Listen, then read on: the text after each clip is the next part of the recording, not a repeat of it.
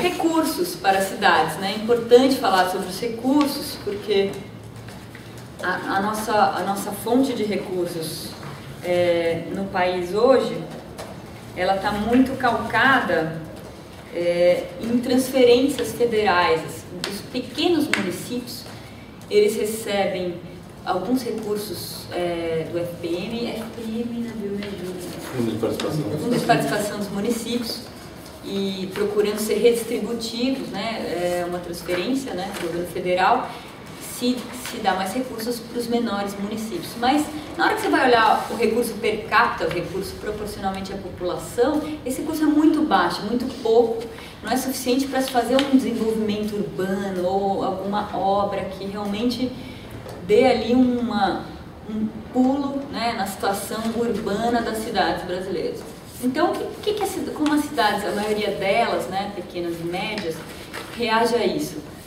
Vai atrás das possibilidades de transferências voluntárias, né, que são as transferências feitas através de emendas parlamentares, para fazer suas grandes obras. Então, existe uma dependência do governo federal muito grande. Então, falar em revisão de pacto federativo, que são temas que apareceram também no programa da Dilma e aqui, é importante para pensar como é que as cidades vão se autofinanciar e pensar novas formas de autofinanciamento delas. O pós-Lula é Dilma. No fundo, essa aposta que a gente está fazendo na Dilma, ela é oficialmente uma aposta do governo passado. Existem itens e temas abordados por ela, alguns eu já falei aqui, né? Mas tem democratização da mobilidade urbana, ampliação de metrô, corredores de ônibus, ampliar redes ferroviárias, prover de saneamento básico, universalizar água e tratamento de esgoto, coleta e tratamento de esgoto, enfim. Planos urbanísticos e habitacionais, intervenções especiais em áreas de favela, programa de recuperação de áreas degradadas, incentivo a consórcios. Quer dizer, tem questões, né? A questão do censo não aparece tão fortemente, a dos grandes eventos também não, né? Que também é uma pauta, né, atual do governo Lula. Aparece muito forte a agenda do pré-sal, né, agenda econômica na pauta, e ampliação de todas as redes para garantir aí a produção, a circulação da produção. Então, para encerrar o governo Lula, primeiro um feedback anterior, né? O governo Lula, quando assume, cria o Ministério das Cidades, que é uma instituição importante que procura juntar alguns temas urbanos, né? Mobilidade, transportes, saneamento ambiental, programas urbanos e habitação, no mesmo ministério, o Ministério das Cidades, uma tentativa de buscar a intersetorialidade, né? E esse governo também aposta em processos democráticos que envolvem conferências e conselhos em todos os âmbitos, né? Municipal, estadual e federal, conselhos das cidades, conselhos de desenvolvimento urbano. E também entra o governo num momento onde a gente está pautando fortemente a política urbana a partir dos planos diretores, né? Concebidos e com obrigatoriedade para ser feita em algumas cidades, a partir do Estatuto da Cidade, que é uma lei de 2001, que é a lei que vai regrar aí a nossa política urbana. Então, é um período, no primeiro governo, até 2006, que muitos planos diretores vão ser feitos no país, né? A gente tem cerca de 1.800 municípios com planos diretores em 2008, são dados da Munique, da pesquisa do IBGE.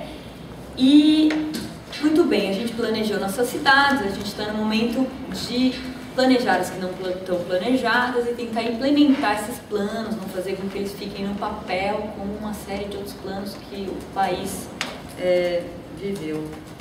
No campo da habitação, a gente tem aí um plano de habitação sendo feito, concebido, né?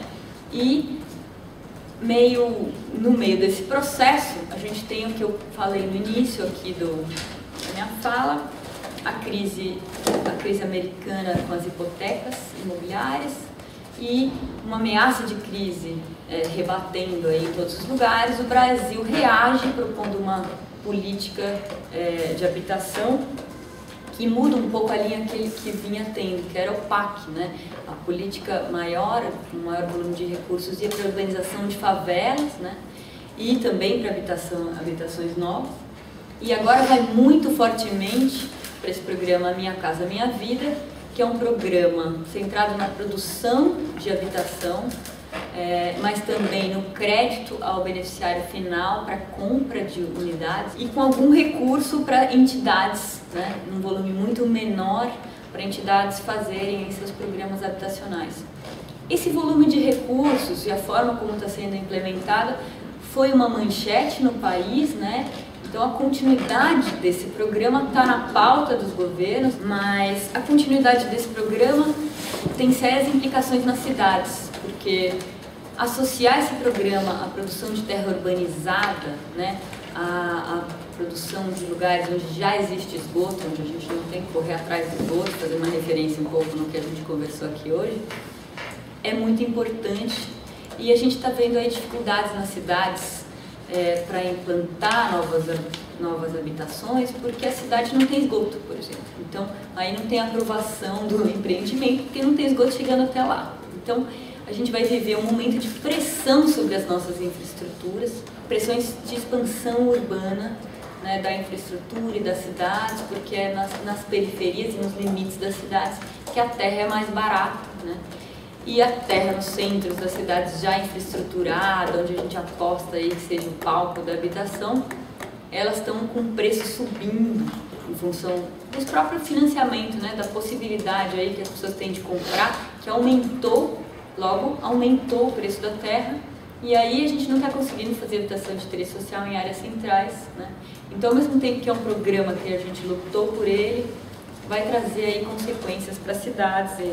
Se for essa aposta dela, a gente vai viver grandes debates sobre aonde a gente vai fazer habitação, né? Aonde nas cidades e com que infraestrutura. Então, acho que essa é a tônica aí dos três candidatos.